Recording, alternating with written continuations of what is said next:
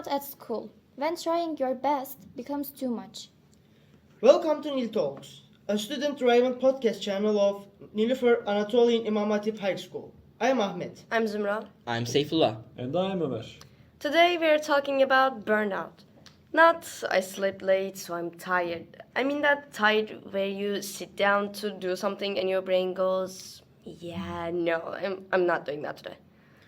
Like, you're not even sad. You are just off. Everything feels heavy and annoying for no reason. And the worst part is you start thinking you're lazy. So we'll talk about what burnout actually is, how it shows up in students, the guilt parts, and what you can do when you're literally in it. Like, what happens in real life, not change your whole personality overnight. Quick reminder before talking about it, we are not doctors. This is just student-to-student reality and psychology. Explained simply. Part 1. Am I burnt out or just tired? The difference between normal tired and burnout is actually simple. Normal tired is you lay down on your bed and you feel better. It's simple. And burnout is you rest and you still feel bad. Now you feel guilty too. Then you feel like you're stuck in an endless loop. Really, it is when your energy is low, your motivation is low, and everything feels like a task.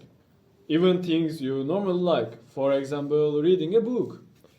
And it usually happens when the demand is constant.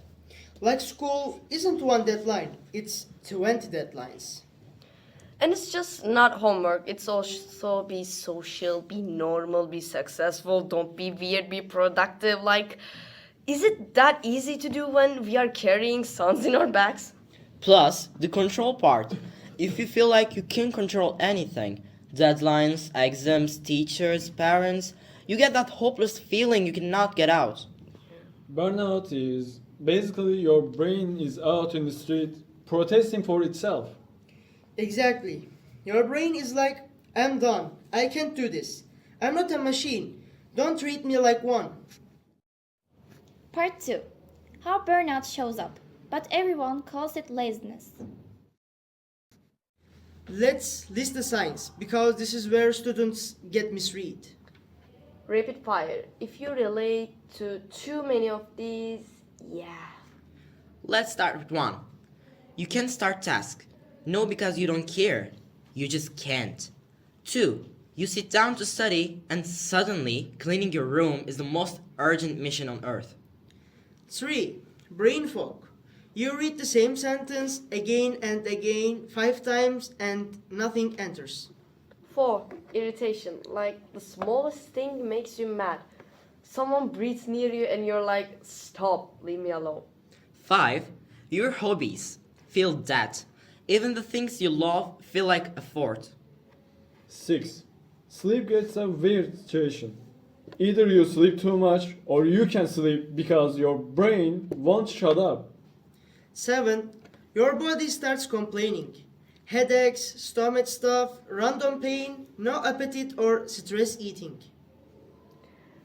And the worst one, you're still working, but it's not working. Doom studying. You sit for hours, you feel productive, but the result is a huge zero. Then you blame yourself and push harder, and that's the loop. Burnout can also look quiet, not crying, just numb. Like you stop reacting to things. You're just, you're just there. You're just existing. And teachers might see it as not trying. Which is the worst timing and the worst motivation break. Mini segment. Burnout at school is. Burnout at school is opening your laptop and immediately wanting to evaporate. It is having 3 assignments and suddenly your brain wants to learn knitting, a new language, or maybe even trying a new game. Burnout is being tired but caffeinated. Like anxious and sleepy at the same time. Okay, real. Part 3. The guilt part. Now, the thing that makes burnout 10 times worse is guilt, obviously. Definitely. Students feel guilty because school culture is built on work harder. And everyone acts like being exhausted is normal, like it's a flex. People brag about sleeping 3 hours like congrats, you're crashing. And adults sometimes say, just manage your time, control yourself. Yes, time management matters, but sometimes the problem is not your planner. Sometimes the problem is that there's just too much. And perfectionism also ruins everything. Because if you can't do it perfectly, you do nothing. Then you hate yourself for doing nothing. What a nice system. Comparison makes it worse too. You see other students and you think they are doing everything easily, they are great. But you don't see their breakdowns, you see their results. And social media adds extra pressure. You're comparing your real life to someone's highlight reel. Burnout is not you being weak. It is you hitting a limit. Humans have limits. And the earlier you respect the limit, the less you crush. Part 4. What to do when you're in it. Okay, let's continue with solutions, not become a new person overnight. First, emergency mindset. When you're burnout, you're not in the perfection era. You're in survive and stabilize era. Minimum viable work. It's the best strategy. It breaks all or nothing trap.